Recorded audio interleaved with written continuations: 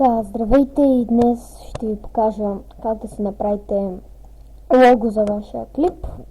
Примерно където пишете вашето име и си го слагате на клипа. Така, сега ще ви покажа сайта. Значи пишете cool text и ви излиза сайта. Значи пускате. И сега тук ви излизат ето тези, вие си избирате някой. Аз ще избера, кое да избера?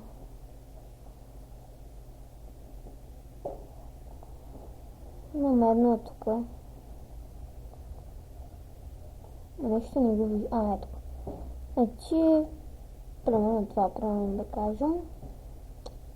И ето сега ви излиза това. Тук сега си пишете името. Аз Бол 130. Цъкате на Frosty. И ето той се променя на вашето име. Сега тук може да си го оголемявате. Колко да ви е голямо или по-малко. Най-добре си го оставяте за 70 сайз. Ако ще го слагате за лого. Не е добре да си го оставяте на 70. Тук какъв цвят да е, дърбара с чадъра. И след вече като свършите, натискате Render Logo. Сега тук ви ги рендва. И сега излиза ето това. Сега натискате Download Image. Натискате го и то почва да го изтегля. Така, сега ще ви покажа как да го сложите. За целта ще ви трябва Camtasia Studio. Ще сложа линк в описанието, откъде може да си изтеглите. Ето, логото ми се появило. Аз понеже го имам вече. Това си го трия. Появим се в папката, където съм задал да ми се теглят нещата. Така. Като казах, трябва да имате програмата Camtasia Studio 7. Може и някоя по-стара, но аз ползвам Camtasia Studio 7. Ето това е тя. И ще се върна, като я пусна. Така, върнах се и ето това е програмата. Camtasia Studio.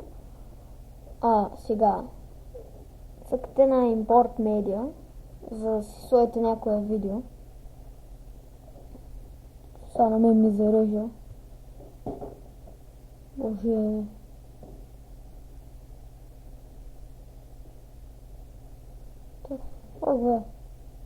Ето. Сега тук ви излизат разни клипове. Да кажем това. Опа. Или цъкате Open. Сега тук ви се появява, го сканира в момента. Съжалявам, че малко така бавно зарежда. Сега слагате го тук. Боже. Сега тук ще ви пише, ще ви пита каква графика искате. Настройте го на 1280. Ако искате, може и на това. Няма, по ваше избора. Така май ви... Да, това ви го прави на високата резолюция, май 1080, не знам. Сега как да сложите логото. Значи идвате тук на Clouds. Искате го. И натискате отгоре Add Cloud. Така. Сега да те чуете. Split.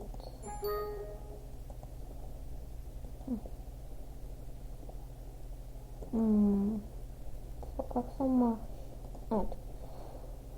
Че ремувате го. И ето тук сега. Значи ето така ще ви излезе, обаче на вас не ви трябва това. Може да се слагат такива знаци, квадратчета и тук нещо да пише на тях. И тук така се пише. Примерно бра и виждате, излиза тук. Излиза. Значи вие искате да сложите логото. Значи идете в папката, където е вашето лого. Си го придърпвате към програмата. Си го слагате тук. И ето тук вашето лого вече се е появило. Сега тук може да си го върткате, да го сложите наобратно. Не, наобратно да можете. Сега че аз го направих. Да, така има, така го ставите. И сега, понеже почва и вашия виждате, че логото ви не чак. Всъщност е така трябва да е. Да. Чуйте малко. Звука не ме сълня.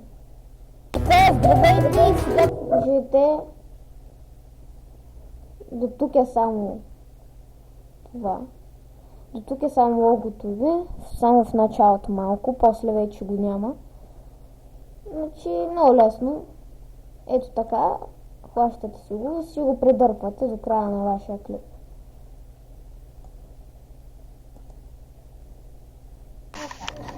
И вече клипа, ето, логото тук се седи.